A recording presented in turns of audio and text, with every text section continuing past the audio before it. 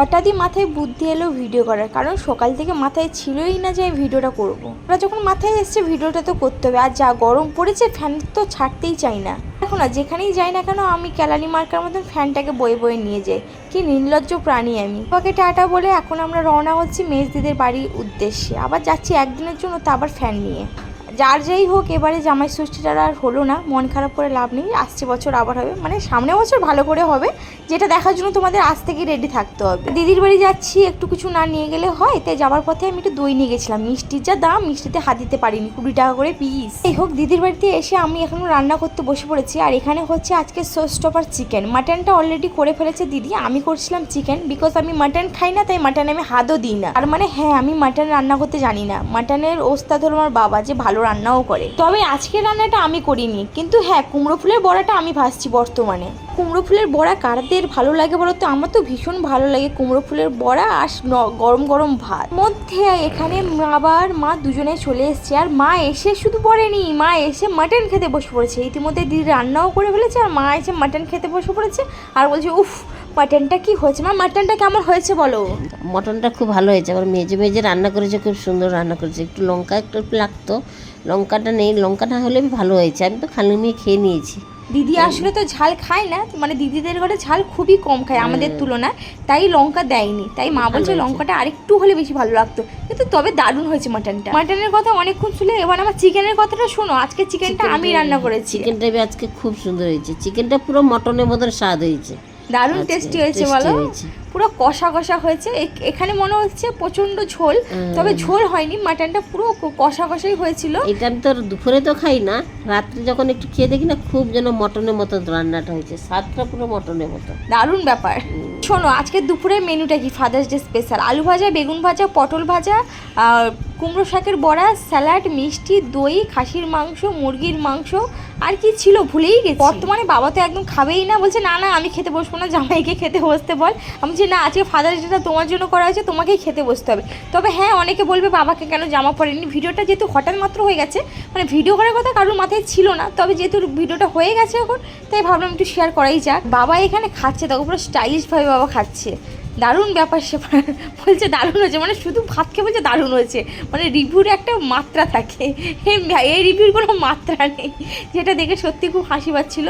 এবার বাবা ভাবছে কোনটা দিয়ে কী খাবে। মানে বাবা তো খুব অল্পই খায়, মানে না খাবার মতনই বাবা খায়, খুব অল্প খায় আর খুব নিখুঁতভাবে খায়। যেমন আমরা অনেকটা করে খাই, তেমন কিন্তু বাবা খুব অল্প পরিমাণেই খায়। তো যাই হোক, আমি এখন চিকেন নিয়ে বসে পড়েছি খেতে। সত্যি চিকেনটা দারুণ হয়েছিল, ভালো করেছি, এত ভালো করেছি, খেয়ে পুরো পেট পুরো ধামসা হয়ে গেছে। তাই ভাবলাম না, একটু কোল্ড ড্রিঙ্কস খাই। সত্যি কোল্ড ড্রিঙ্কস খেতে খেতে আমি দেখলাম বাইরে ভীষণ পরিমাণে বৃষ্টি শুরু হয়েছে। তা আজকে আমাদের একটা জায়গায় ঘুরতে বেরোনোর ব্যাপার আছে, যেটা জানাচ্ছি তোমাদের দ্বারা। সেটাকে ক্লাব, সেই যখন বলতেই হবে বলে ফেলে। যেহেতু আজকে ফাদার্স ডে আছে, তাই আমি আজকে বেরিয়ে এলাম বাবার জন্য ছোট্ট করে একটা সেলিব্রেশন করবো বলে।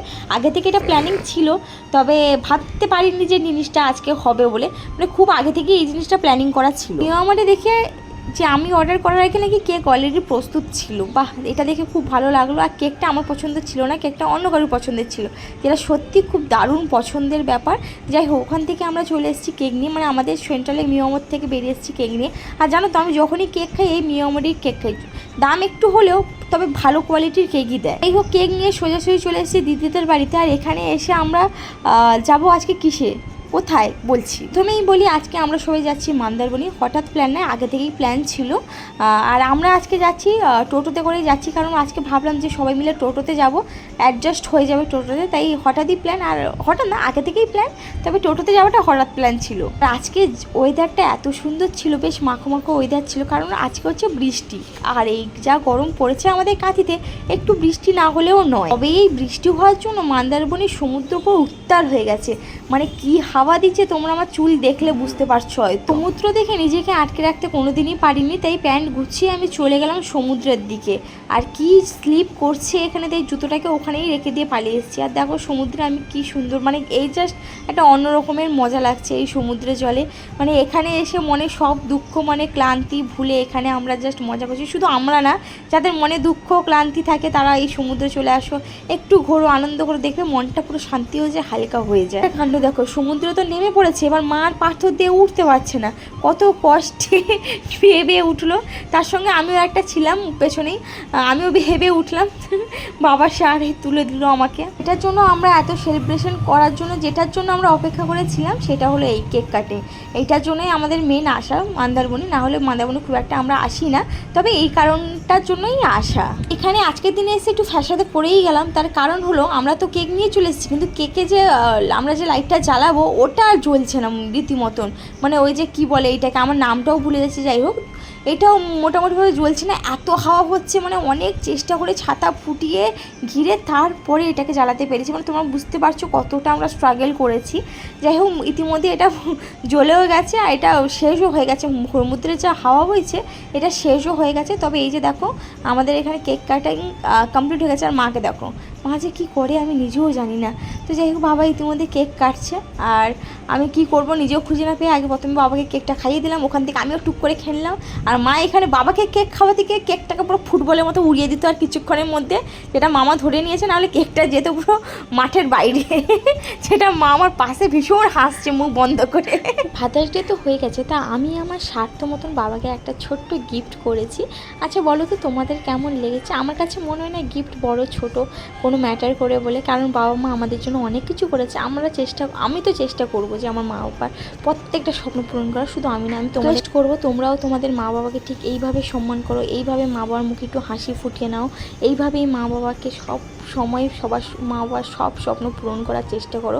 আমি জানি সামর্থ্য সবার সমান থাকে না, যেমন আমার সামর্থ্য সেরকম নেই, তবে তাও আমি আমার মতন চেষ্টা করে আমার মতন আমি গিফট দিয়েছি। ওই যে বললাম গিফট ছোটো বড়ো হয় না, তবে গিফটের পেছনে মেন আসল যে উদ্দেশ্যটা সেটা সৎ হলেই হবে। তা যাই হোক ওখান থেকে আমরা একেবারে বাড়ি চলে এসেছি, কারণ ভীষণ বৃষ্টি হচ্ছিলো, তাই ইতিমধ্যে আমরা বাড়ি চলে এসেছি। আর রাতে এত বৃষ্টি হয়েছে ভিডিওটা করতেই আমি ভুলে গেছি, তো সকাল হয়ে গেছে। আর দেখো রনি এখানে নিয়ে চলে এসেছে গুড্ডুকে, আর গুড্ডু যা খেলাখেলি করছে, উফ কি বলি, গুড্ডু আমাকে দেখে পুরো লাফাচ্ছে। মানে ওর আবার একটা আবেদন হলো, ওকে নাকি মিষ্টি খাওয়াতে হবে, মিষ্টি দিতেই হবে মাস্ট। তো কালকে আসার সময় যে মিষ্টিটা নিয়ে আসা হয়েছিল, তাই ভাবলাম না ওখান থেকে একটা মিষ্টি দিই। আর আমার না ভীষণ ভয় লাগে গুড্ডুকে, যদিও গুড্ডু খুব ভালো কামড়ায় না, তবে আমার ভীষণ ভয় লাগে, তাই দেখো ওকে মিষ্টিটা দিলাম, টক করে খেললো মিষ্টিটা। এখানে দেখো আমি জাস্ট যেখানে বসছিলাম দেখি মামা নাকি শাক তুলছে মাঠে গিয়ে, মানে কি বলি দেখো ছেলেটার কাণ্ড দেখে তো আমি পুরো অবাক যে ও আবার কাজ করে না। এটা বলবো না যে ছেলে কাজ করে না, ছেলে কাজ করে, তবে বদমাশি পুঁতিটা একটু বেশি আর অন্য পুঁতিটা একটু কম। তবে যাই হোক এখন আমরা ব্রেকফাস্ট করতে বসে গেছি, আর ব্রেকফাস্টে ছিল আজকে কচুরি, ছোলার ডাল আর মিষ্টি, যেটা খেতে সত্যি দুর্দান্ত ছিল। আজকে আমরা বাড়ি চলেই যাব, তা বাবা সকাল সকাল বেরিয়ে গেছে, আমরা যেহেতু টোটোয় যাব, বিশেষ করে আমাদের ফ্যানটাকে নিয়ে যাবে, তাই টোটোয় যাওয়া আর কি। তো মা এখানে সকাল সকাল পিঠে করছে, আর আমার রান্না অলওয়েজ কমপ্লিট হয়ে গেছে। কী কী রান্না করেছে ওটা তো একটু পরে বলছি। পিঠে ভেজে তারপরে আমরা এখন বাড়ি যাচ্ছি টোটোতে করে। এদিকে হাসবেন, আমি নাইট শ্যুট পরেই চলে যাচ্ছি টোটোতে করে বাড়ি। কি বলবো বলো, ওই তো টোটোতে উঠবো, ওই বাড়ির সামনেই নামবো, আর কি সাজুগুজু করবো বলো। তো সকাল সকাল রান্না করে ফেলেছিলাম উচ্ছে আলু ভাজা, শাকের লটপটি ডাল, সয়াবিন আলুর দিয়ে তরকারি, যেটা দিদি পুরো এক গামলা করে ভর্তি দিয়েছে। ওই জন্য বলছি তুই কত দিয়েছিস ভাই। আর ভাতের তো কথা কি বলবো, ভাত পুরো ভর্তি করে দিয়েছে। তো আজকে ভিডিওটা এখানে এন্ড করছি, কেমন লাগলো বলো, ভালো লাগলো অতি অবশ্যই সাবস্ক্রাইব করে দিও। আজকের জন্য এইটুকুনি, টাটা বাই বাই।